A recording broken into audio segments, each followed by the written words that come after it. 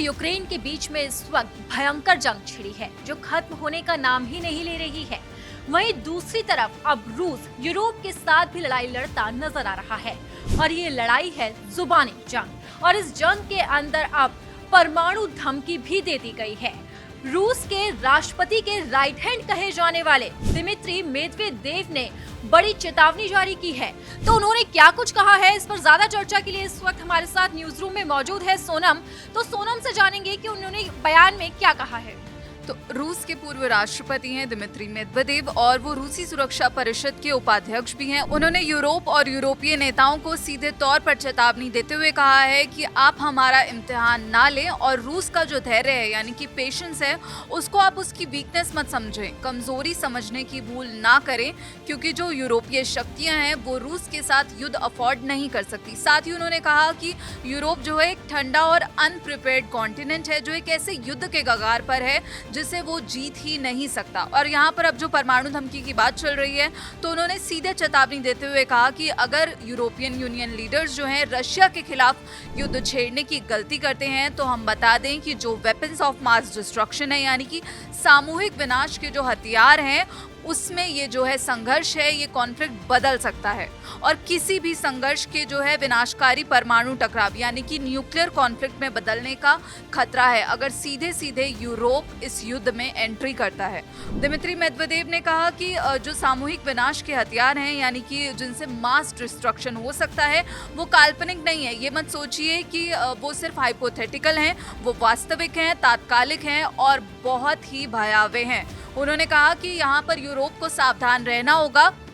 वरना यूरोप को विनाशकारी परिणाम भुगतने होंगे। मेदवेदेव ने कथित तौर पर यह कहा है कि रूस युद्ध नहीं चाहता, लेकिन अगर रूस पर युद्ध थोपा जाता है तो वो इसके लिए पूरी तरह से तैयार है और कोई भी जो घातक दुर्घटना है उसकी संभावना हमेशा से ही बनी रहती है। हमने इससे पहले ये भी देखा था कि रूसी विदेश मंत्री सर्गे लावरोव की तरफ से भी ये बयान आया था जब G20 कंट्रीज की मीट हो रही थी, विदेश मंत्रियों की मीटिंग हो रही थी न्यूयॉर्क में। तब उन्होंने ये बोला था कि पश्चिमी गुटों ने सहायता प्रदान करने से लेकर सीधे इस कॉन्फ्लिक्ट में शामिल होने तक की सभी सीमा पार कर दी है और उन्होंने कहा था कि जो नाटो है और जो यूरोपीय यूनियन है उन्होंने सीधा सीधा वॉर डिक्लेयर कर दिया है मेरे देश पर यानी रूस पर और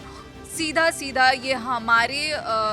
जो हमारी संप्रभुता है उस पर हमला है। जी बिल्कुल सोनम, जिस तरीके से बताया है कि लगातार रूस की तरफ से धमकियां दी जा रही है और अब रूस के राष्ट्रपति व्लादिमीर पुतिन के जो राइट हैंड है दिमित्री मेदवेदेव ने तो परमाणु धमकी भी दे दी है, जहां उन्होंने एक तरफ बोला है कि रूस युद्ध नहीं चाहता, लेकिन दूसरी तरफ उनके बयान के अगर मायने निकाले जाएं तो उन्होंने अपने बयान में सीधे तौर पर यूरोप को परमाणु धमकी दी है। और न सिर्फ दिमित्री मेदवेदेव बल्कि रूस के विदेश मंत्री भी लगातार यूरोप को आंख दिखा रहे हैं। लेकिन यहाँ पर सोनम सवाल ये उठता है कि आखिरकार रूस और यूरोप के बीच में जंग किस बात को लेकर छिड़ी है। दरअसल ये विवाद शुरू हुआ जब हमने देखा था, ऐसी खबरें आई थी कि जो रशियन ड्रोन्स हैं उन्होंने यूरोपीय यूनियन के जो अलायंसेस हैं उनके जो एयर स्पेस है उनको वायलेट किया था और ये खबरें थी कि पोलैंड, रोमानिया और एस्टोनिया में हाल ही में जो है रूसी हवाई क्षेत्र के उल्लंघन की सूचना मिली थी। और इस महीने की शुरुआत में ही हमने देखा था कि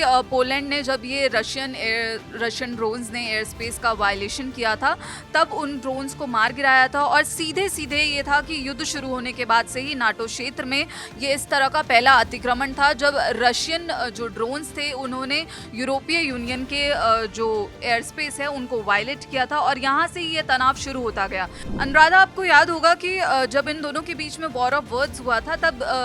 डोनाल्ड ट्रंप की तरफ से ये घोषणा की गई थी कि वो जो है अब परमाणु पनडुब्बियों की तैनाती का आदेश दे चुके हैं। और रूस और भारत पर जब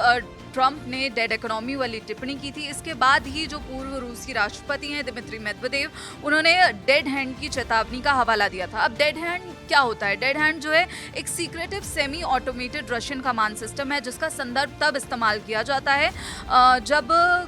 जो पूरी लीडरशिप है, जो रशिया की लीडरशिप है, अगर उसका खात्मा हो जाता है किसी भी डेडली स्ट्राइक में दुश्मन की तरफ से, तो जो है ये इस तरह से डिज़ाइन किया गया है कि मॉस्को के जो न्यूक्लियर मिसाइल हैं वो लॉन्च कर दी जाएगी इस टाइम पर। तो ट्रंप ने इस टिप्पणी पर प्रतिक्रिया व्यक्त करते हुए ये भी कहा था कि जब आप परमाणु शब्द का इस्तेमाल करते हैं तो मेरी आंख चमक उठती है और मैं कहता हूँ कि हमें सावधान रहना चाहिए क्योंकि ये सबसे बड़ा खतरा है। तो परमाणु की बात जो है पहले से ही चल रही है जब इन दोनों के बीच में वॉर ऑफ वर्ड्स देखा गया था, लेकिन अब सीधे सीधे तौर पर जो है एक तरह से रूस की तरफ से आखिरी चेतावनी दे दी गई है कि हमारे सब्र का इम्तिहान मत लीजिए वरना अच्छा नहीं होगा, आपको अंजाम भुगतना होगा। जी बिल्कुल सोनम, जहां एक तरफ रूस और यूक्रेन के बीच में युद्ध छिड़ा है तो वहीं अब दूसरी तरफ रूस यूरोप से भी भिड़ बैठा है और अब इस लड़ाई के अंदर उसने परमाणु धमकी दे दी है। तो इस धमकी का यूरोप किस तरीके से जवाब देता है ये देखना बिल्कुल दिलचस्प होगा।